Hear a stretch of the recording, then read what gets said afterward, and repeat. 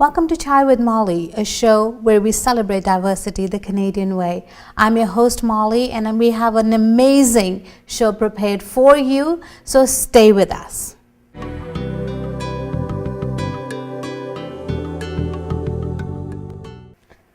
Every year, Canadians all over the country participate in Black History Month celebrations.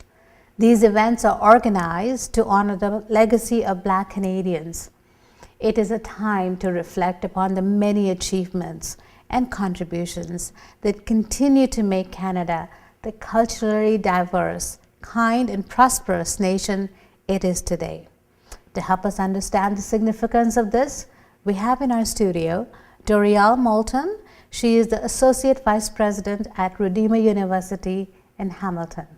Welcome to our show. Thank you, Molly. Dorielle, thank you for coming all the way from Hamilton for this interview. We appreciate that. I hope the drive was easy. It definitely was this time. All right.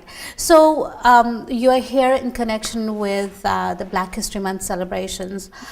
You as an educationist, why do you think it is so important for us to celebrate Black History Month every year, almost for a month? Well, Black History Month is important because of what it represents. It represents where we've come from, really, as a community, a Black community, but not just the Black community, where nations that are associated with the Black community have come from, how everybody's participated to help us get to this point. We've come a long way. Of course, we still have a long way to go, but we celebrate it because we want to remember people that have gone on before us and open doors for us on whose shoulders we now stand. And I can be here with you on a program like this. Yes. We celebrate because it's just a really important thing to commemorate that people like Martin Luther King paid a huge sacrifice to help people like myself and other people who are from the Black community to have a life like we are able to have today. Wonderful. Now, what can we learn from history? History is important because it teaches us a lot of things. It teaches us about the past, of course, but it also teaches us what mistakes we've made. And what mistakes we need to still correct. Yes. It teaches us whether we're correcting in a way that is keeping us tethered to that history, or whether we're correcting in a way that's advancing us, not just the Black community, but everybody around us, whether we are now coming together and appreciating each other's differences and loving each other for those differences, or whether we're still tethered to the past. So if we don't learn from history, unfortunately, we tend to repeat it. And that's not always a good thing. That's not always a good thing, yes. So for our part, I'm grateful that Redeemer got involved in this event that we hosted, because it shows that at Redeemer as well, we too are learning from history.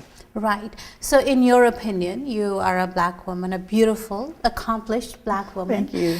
Do you think the Black community has come a long way, or since this whole struggle began with Reverend Martin Luther King? Yeah, absolutely. I mean, you just have to look across the border and at the U.S. president. Yes, we Barack have a president. Obama. I mean, that is an amazing, amazing sign of achievement and testament to the struggle, but also to the overcoming of the struggle, because there are those who will keep the struggle alive in their hearts no matter what you do.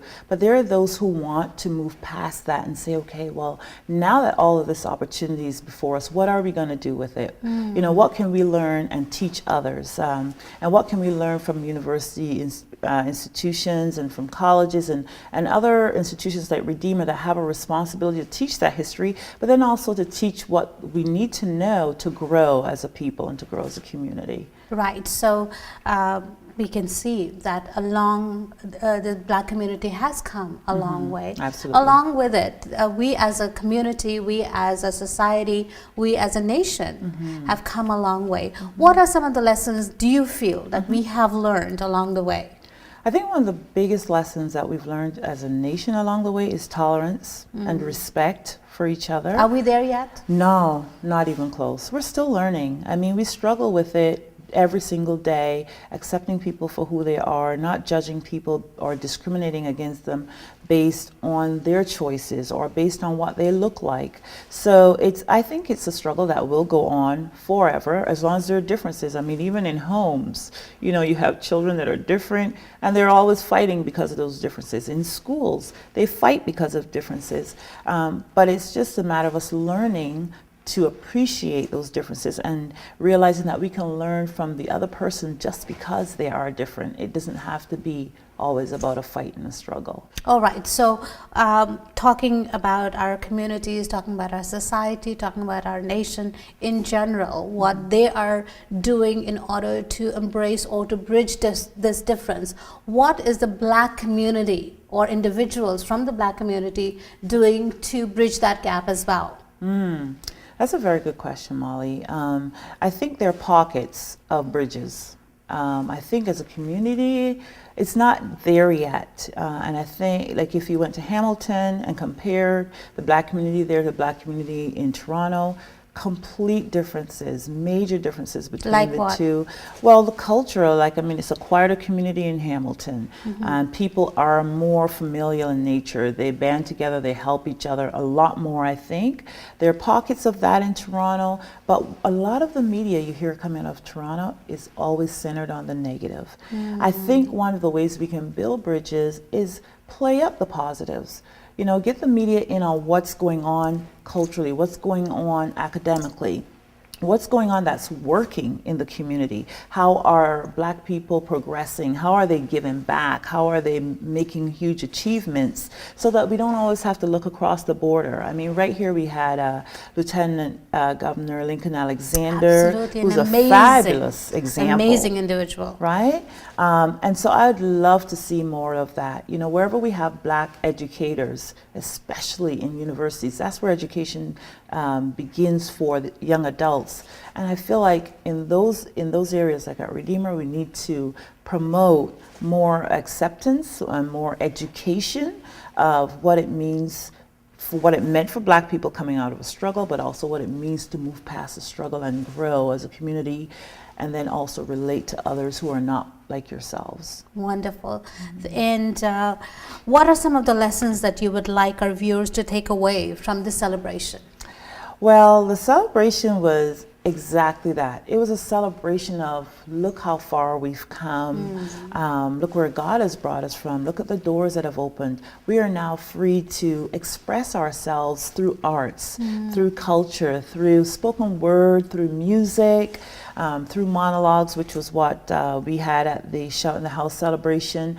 And I really would love to see that we build on that it not become a one-time thing, or that the fever doesn't reach a high in February, but all through the year there are other events that build on, and conversations continue. Exactly. Where we reach out to each other and say, you know what, I've got this event going on in the community, we'd like to invite you in. That's another part, just inviting others in and not be too protective of, well, this is my event and I don't want to share the spotlight. No, I think that's exactly the time that we need to reach out to others and build those bridges. Yeah. What would you like to say to a young woman, a Black young woman who's struggling with her self-image, or probably is not feeling very worthy right now?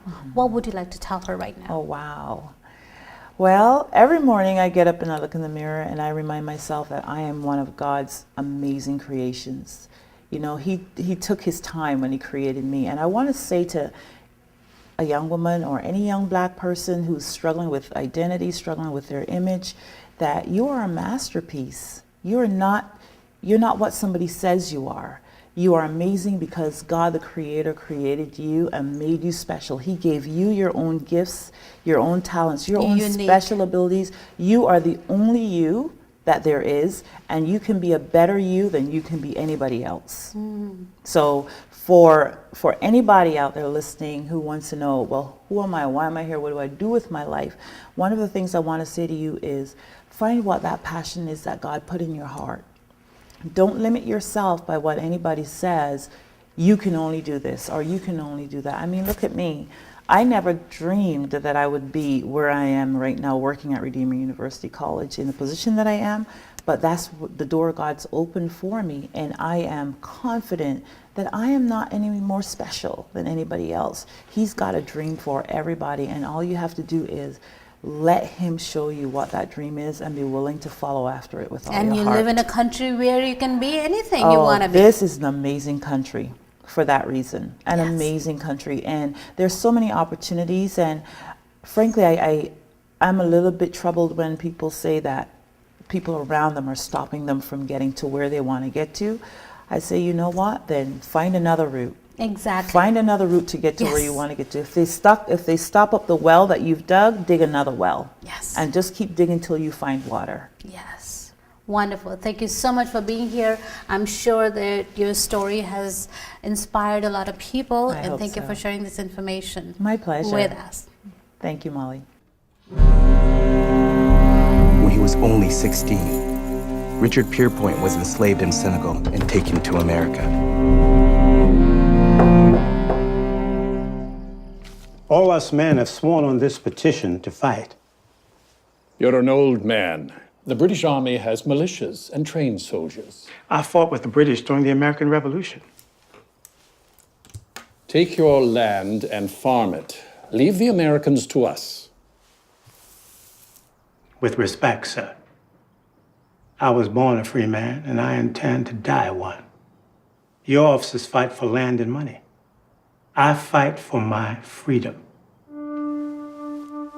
Richard Pierpoint was one of thousands of black loyalists who won their freedom in the American Revolution.